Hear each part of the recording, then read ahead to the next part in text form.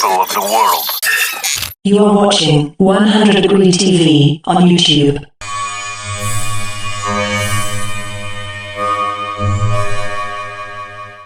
Here is what you missed on the 100 Degree Show with Birch Harris. Well, we're back and we're talking about Abraham's elliptical. That's what I'd like to call it. But in the process of talking about Abraham's journey to the promised land, there were quite a lot of obstacles for Abraham. And in that process of what may be, I guess we can consider to be a failed attempt, or what might look to others like it was failure in the process of getting to the promised land, it was, I guess for all intents and purposes, it was just simply a part of the preparation. But in the process of all of the idiosyncrasies and the shortcomings of Abraham and his warped sense of looking at what this faith walk was about,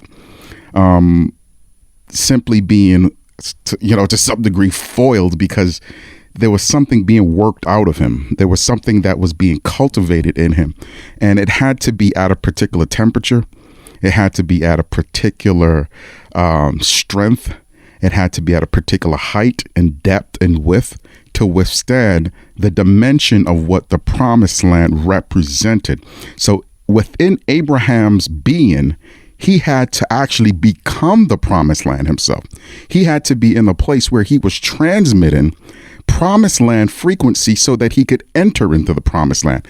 You see, it's one thing to think about the thing and, believe that you deserve it. But there's another dimension where you become it. And this is what happened in Abraham's life. This is what's happening to us as we go from New York to California. For those of you who was here last year at the end of the year, and we were talking about California is the blessing, it's a metaphor for the blessing, the place of promise. And we're taking a journey to the promise. So in Abraham's life, we are seeing that he had to become the very thing that he wanted, or he was told he was going to receive. So he had to become the promised land.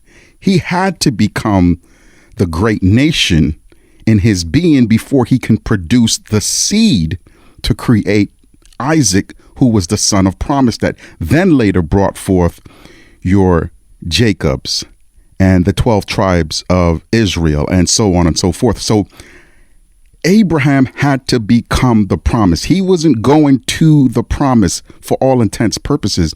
And all of the journeying and all of the going to this place and that place and this battle and that battle and Lot leaving and people and his servants dying and cattle dying and, finding Eleazar and purchasing Eleazar, to be his right hand man. All of these things were part of becoming the promised land. He was the promised land. He didn't enter and venture into a geographical place that made him solidified as who God said that he would. He became it. And as he became it, he entered into it effortlessly because he prepared over a period of time, and he developed the strength and the character and the abilities and all of the things that needed to be on the frequency of the promised land.